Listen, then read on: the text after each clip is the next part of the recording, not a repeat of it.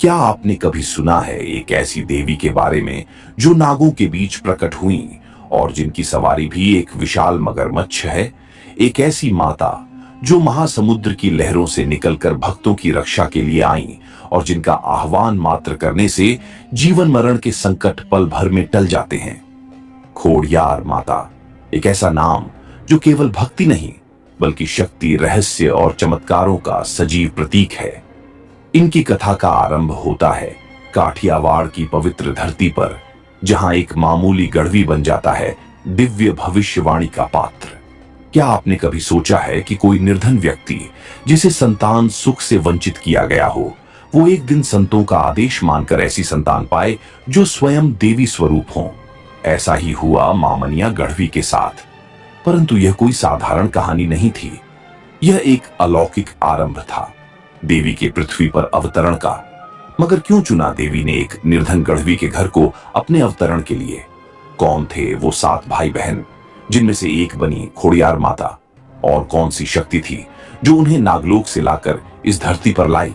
ये सब जानना है तो जुड़िए हमारे साथ, क्योंकि यह कोई आम कथा नहीं, यह है देवी के धरती पर अवतरण की सबसे रहस्यमयी यात्रा। इतिहास के रहस्य में हम खोलेंगे इस पौराणिक गाथा के हर रहस्य का पर्दा। क्या आप तैयार हैं? तो आइए बिना समय गंवाए खोड़ियार माता की इस अलौकिक कथा की शुरुआत करते हैं। मामनिया गढ़वी का अपमान खोड़ियार मां की कहानी लगभग 700 ईस्वी से शुरू होती है। इसकी शुरुआत रोइशला नामक गांव से होती है। रोइशला सौराष्ट्र, गुजरात, भारत में वर्तमान भावनगर शहर के पास वल्लभीपुर प्रांत का एक हिस्सा था। महाराज शीलभद्र वल्लभीपुर प्रांत के शासक थे। उनके राज्य के छोटे से कस्बे रोशाला में मामनिया गढ़वी रहते थे। वे महाराज शीलभद्र के सबसे अच्छे साथी और विश्वास पात्र हुआ करते थे। दिल से ईमानदार, विनम्र और वाक्पटु शिव भक्त मामनिया गढ़वी को उनके मित्र ने राजगढ़वी नियुक्त किया था। राजा अपने महल में उनसे घंटों बातें करते और महत्वपूर्ण शासन संबंधी मुद्दों पर उनसे सलाह लेते। महाराज शीलभद्र और मामनिया के बीच इस गठबंधन से उनकी परिषद के कई मंत्री ईर्ष्या करते थे। उन्हें महल और महाराज के निजी कक्ष में उनकी उपस्थिति नापसंद थी। अक्सर असहाय महसूस करने पर वे राजा के सामने अपनी नफरत प्रकट करने की हिम्मत नहीं कर पाते थे। उन्होंने रानी, महाराज शीलभद्र की पत्नी के साथ ऐसा किया। राजा के एक आदमी ने रानी को बताया कि मामनिया और उसकी पत्नी बांझ हैं, क्योंकि शादी के कई सालों बाद भी उनके कोई बच्चा नहीं हुआ। जैसा कि उसने समझाया, उसकी उपस्थिति राजा, राज्य और रानी के बच्चे होने की संभावनाओं के लिए अशुभ थी। दिमाग से धोखा खा चुकी रानी को राजा के आदमियों को आदेश देना पड़ा कि वे मामनिया गढ़वी को महल में प्रवेश करने से रोकें। अगले दिन दरबार के दरवाजे पर विनम्र आत्मा को रोक दिया गया। दरबान ने उसे बताया कि राजा उसका अशुभ चेहरा नहीं देखना चाहता। हैरान मामनिया ने राजा के बदले हुए रवैये का कारण जानना चाहा, जो उसका सबसे अच्छा दोस्त भी रहा है। दरबान ने उसे बताया कि राजा को बिना बच्चों वाले आदमी को दरबार या राजा के महल में देखना अशुभ लगता है। पहले तो बिजली गिरी, मामनिया का दिल टूट गया। वह बिना किसी बहस के महल से निकल जाता है और सालों की दोस्ती और निस्वार्थ सेवा के बाद हुए अपमान को सहने की कोशिश करता है। मामनिया की प्रार्थनाएं सुनी गईं। मामनिया राजधानी से घर जाता है। उसके चेहरे पर नाखुशी का भाव उसकी पत्नी मिनाल्डे की नजरों से नहीं छुप पाता। कारणों की जांच करने के बाद उसे पता चलता है कि राजा के महल में उसे इस बात के लिए अपमानित होना पड़ा कि उनके बच्चे नहीं थे। वह अपने पति को खुश करने के लिए कुछ नहीं कर सकती थी, जो अभी भी सदमे से उभर रहा था। मामनिया शिव मंदिर जाकर भगवान शिव से बच्चों की मांग करने का फैसला करता है। वह कमल पूजा, भगवान को किसी भी तरह से खुश करने के लिए हठ योग का एक प्रकार करने का फैसला करता है। अंत में मामनिया अविचल भगवान शिव को अपना जीवन देने का फैसला करता है। जब वह अपना अंतिम बलिदान देने वाला था, तभी भगवान शिव प्रकट हुए। भगवान ने उनसे एक इच्छा मांगी और यह जानते हुए भी उन्होंने यह कहते हुए इसे अस्वीकार कर दिया कि पिता बनना उनके भाग्य में नहीं है। बाद में वे उन्हें नागलोक, सांपों का राज्य ले गए, ये देखने के लिए कि क्या नागदेव सांपों का राजा मदद कर सकता है। उनके मामले को सुनने के बाद नागदेव की बेटियों नागपुत्रियों ने असहाय ममनिया को उनके भावनात्मक संकट से बचाने का फैसला किया। 7 नागपुत्रियां और एक नागपुत्र उनके यहाँ जन्म लेने के लिए सहमत हुए। वे महाशुद्ध आठम पर आने का वादा करते हैं। जैसा कि बताया गया है, ममानिया और उनकी पत्नी ने इस महान घटना की प्रत्याशा में 8 पालने तैयार रखे हैं। वादे के अनुसार 8 सांप उनके घर में रेंगते हुए आते हैं और प्रत्येक पालने पर कब्जा कर लेते हैं। कुछ ही समय में वे एक बच्चे का रूप ले लेते हैं। पैदा हुए 8 बच्चों में से एक जनबाई खोड़ियार मां है। हिलभद्र का संदेह देशी अफवाहें ममानिया और उनकी पत्नी मिठाई बांटकर अपने जीवन के चमत्कार का जश्न मनाते हैं। 7 बेटियों और एक बेटे के पिता बनने की खबर शहर के कोने कोने तक पहुंच जाती है। वे अपनी बेटियों का नाम आवल, जोगल, तोगल, जानबाई, होलबाई, बीजबाई, सोसाई और बेटे का नाम मेहरक, प्यार से मेहर किया, रखते हैं। कुछ साथी ग्रामीणों को पता था कि मिनाल्डे गर्भवती नहीं थी और 8 बच्चों को जन्म देना किसी चमत्कार से कम नहीं हो सकता था, जैसा कि वे दावा करते हैं। कुछ लोगों को संदेह था कि रातों रात यह घटना मामनिया और उसकी पत्नी द्वारा किए गए काले जादू का नतीजा थी। ये अफवाहें महाराज शीलभद्र के कानों तक पहुंची, जो यह जानकर सभी की तरह ही खुश थे कि मामनिया अब बांझ नहीं रहा। इसलिए उन्होंने मामनिया चरण के उत्सव में जाने से पहले हिचकिचाहट दिखाई। माताजी और उनके भाई बहन पानी पर तैरते हुए राजा के आदमियों ने राजा की हत्या की योजना बनाने की अफवाहों के मद्देनजर इस अवसर का लाभ उठाया और इसके लिए मामनिया चरण को दोषी ठहराया। एक पौधे ने राजा को चढ़ाने के लिए मामनिया चरण द्वारा विशेष रूप से लाई गई मिठाई में गुप्त रूप से जहर मिला दिया। खुश शीलभद्र सभी बच्चों को देखता है। जब वह पालने से छोटी जनबाई को गोद में लेता है तो माताजी उसे आशीर्वाद देने के लिए उसके सिर पर हाथ रखती है। मासूम राजा को उसकी हत्या के प्रयास से बचाने के लिए माताजी पालने से एक और चमत्कार करती है। जब शीलभद्र जहरीली मिठाई खाने वाला होता है तो वे अचानक गायब हो जाते हैं। राजा को यह बात परेशान करती है और उसे संदेह होता है कि इसमें कोई काला जादू है। वह बच्चों को लोहे के बक्सों में पानी में डुबोकर मार डालने का आदेश देता है। उसे विश्वास नहीं होता कि लोहे के बक्से पानी पर तैर रहे हैं और किनारे पर मौजूद हर कोई अभी भी बक्सों में बच्चों के रोने की आवाज सुन सकता है। खोड़ियार मां का नाम इस प्रकार पड़ा। मामनिया के छोटे बच्चे खेत में खेल रहे थे, तभी भाई मेहरक को एक जहरीले सांप ने काट लिया। उसकी बहनें दौड़कर उसके पास पहुंची, अमृत लाने का सुझाव दिया। मेहरक की जान बचाने के लिए इसे सूर्यास्त से पहले लाना था। जनबाई सूर्यास्त से पहले नागलोक से अमी लाने के लिए स्वेच्छा से आगे आती है। वह नागलोक से अमी प्राप्त करती है। पानी की सतह पर वापस जाने की जल्दी में वह नीचे की शत्रुतापूर्ण चट्टानों में अपना पैर घायल कर लेती है।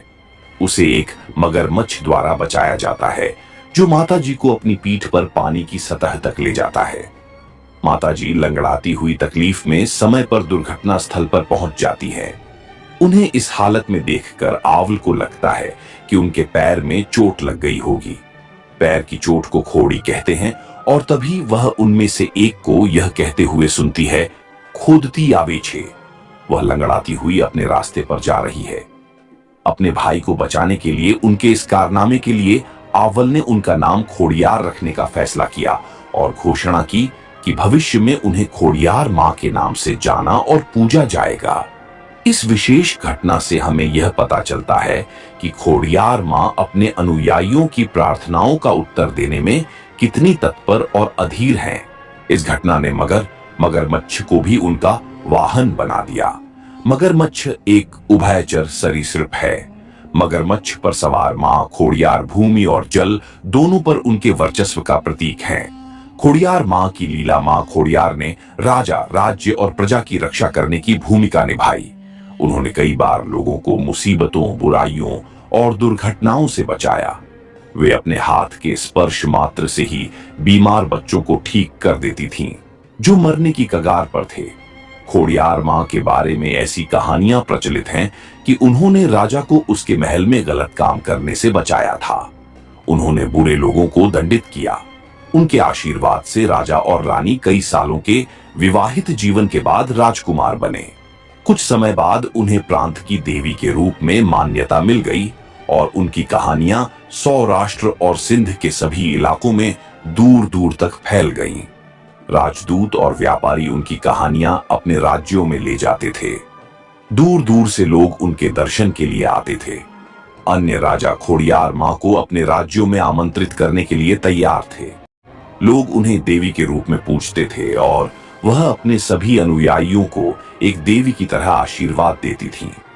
जूनागढ़ में खोड़ियार मां राजकुमार नवघन का जन्म लगभग 100वीं ईस्वी में जूनागढ़ की रानी को उसके मंत्रियों द्वारा गुमराह किया जा रहा था।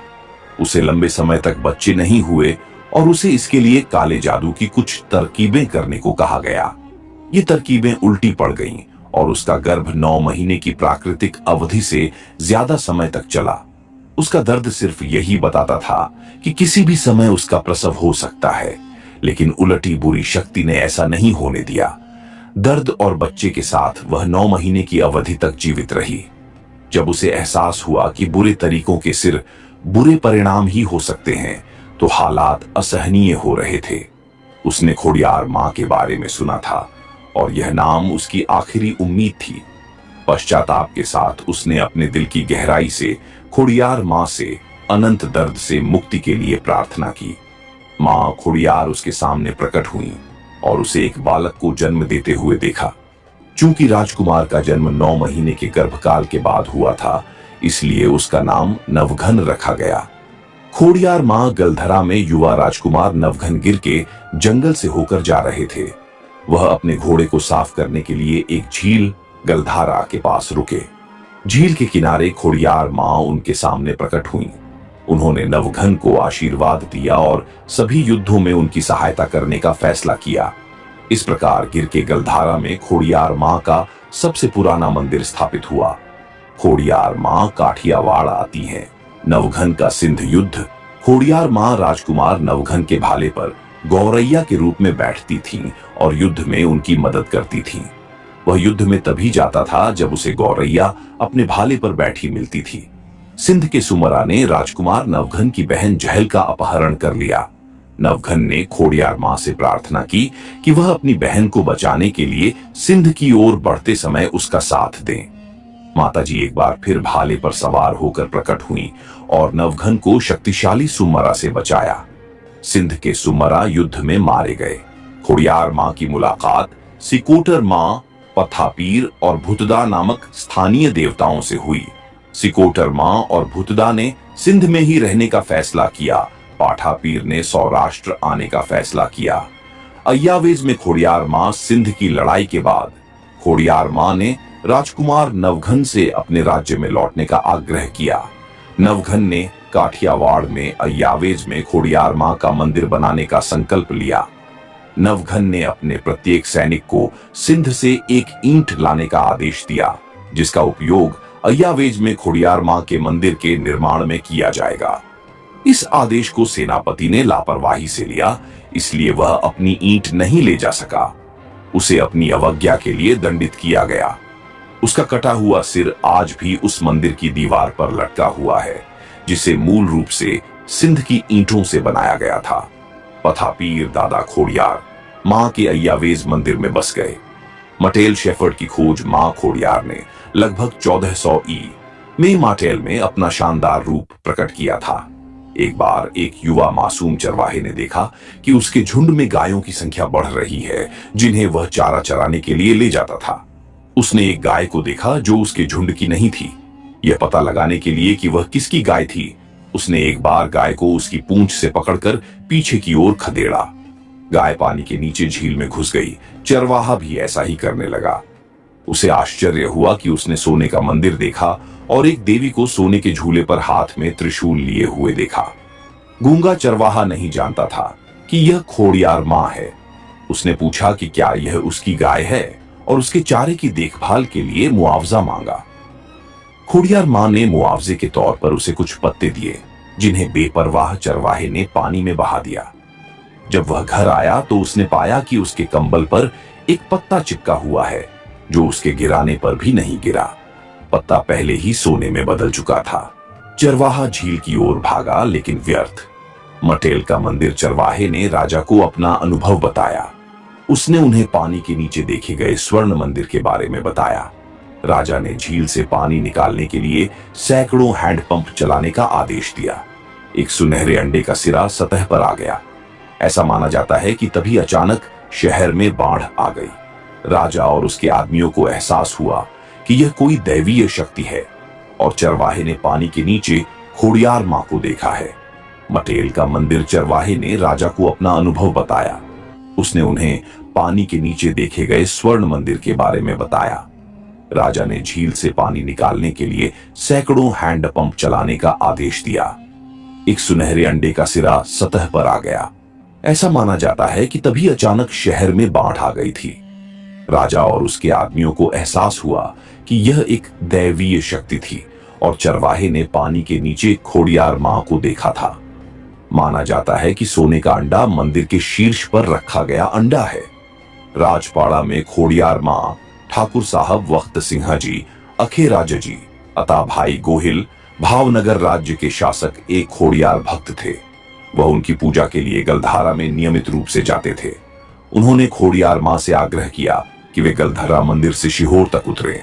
खोड़ियार मां ने उनके साथ भावनगर तक चलने के लिए सहमति जताई, बशर्ते कि वे पूरे रास्ते वापस न लौटें। खोड़ियार मां के वचन पर उनके विश्वास की परीक्षा लेने के लिए शिहोर से कुछ किलोमीटर पहले माताजी के कदमों और पायल की आवाज बंद हो गई। अतः भाई गोहिल यह देखने के लिए पीछे मुड़े कि क्या माताजी उनका पीछा कर रही हैं, और माताजी ने अपनी यात्रा समाप्त करने का फैसला किया। वह और उनकी बहनें एक स्थान पर रुक गईं, जिसे अब राजपाड़ा के नाम से जाना जाता है।